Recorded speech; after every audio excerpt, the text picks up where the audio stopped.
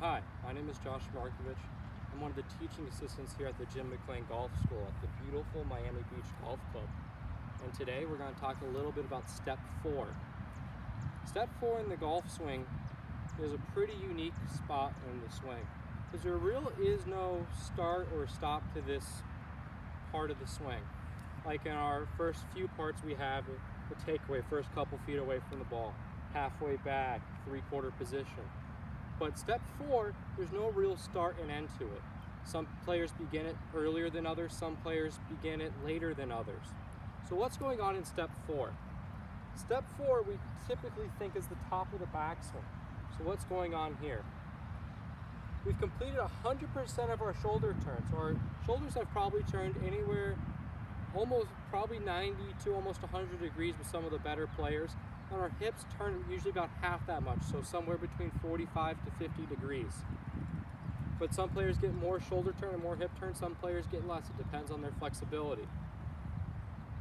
When we get to Step 4, our lower body has already started to uncoil towards the target. And this begins a little bit of our X factor stretch. So what is the X factor? The X factor is one of the things Jim and Carl Welty studied at great length. What the X factor is the differential between the shoulder turn and the hip turn. So the differential that's created, it looks like an X if you look at it from the top view. That differential, the greater the differential it is, the more power you can have in your golf swing.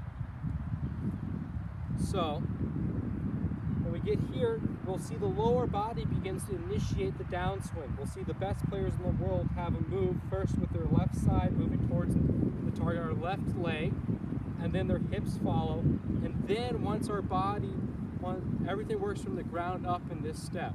So everything's beginning to shift back towards our left side, our weight shifting back towards our left side and moving towards the target. Now, when we get to Step 4, there's a few different checkpoints that we can look at. One is we get up, we get a complete turn. You see the separation of our hips and shoulders here. Once again, probably 80 to 100 degrees of shoulder turn, probably about half that, so 40 to 50 degrees of hip turn. Our left shoulder is now behind the ball.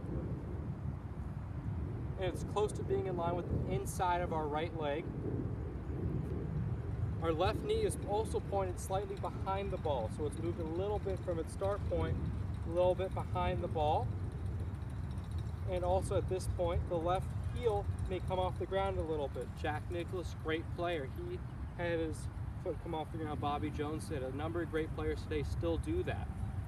So let's get back to this position. Our right knee has maintained the flex, and it hasn't buckled.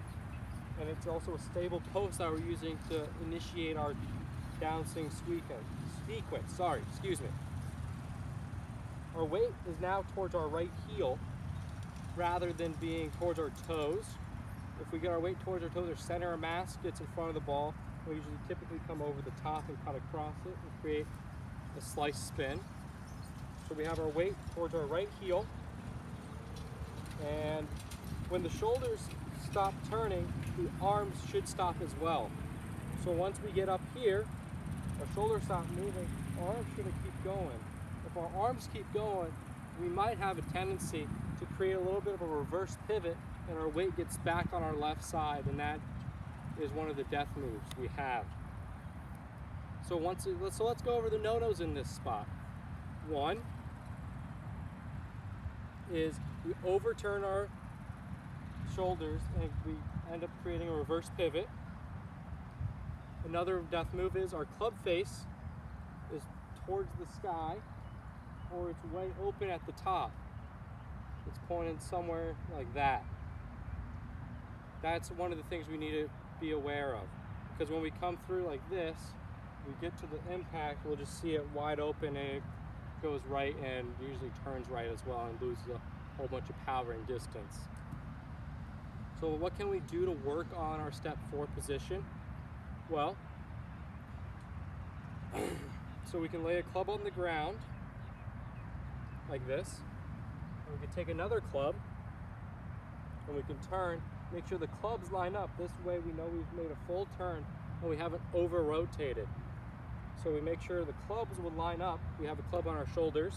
We turn, make sure the clubs line up, and then we can work on sequencing towards the target.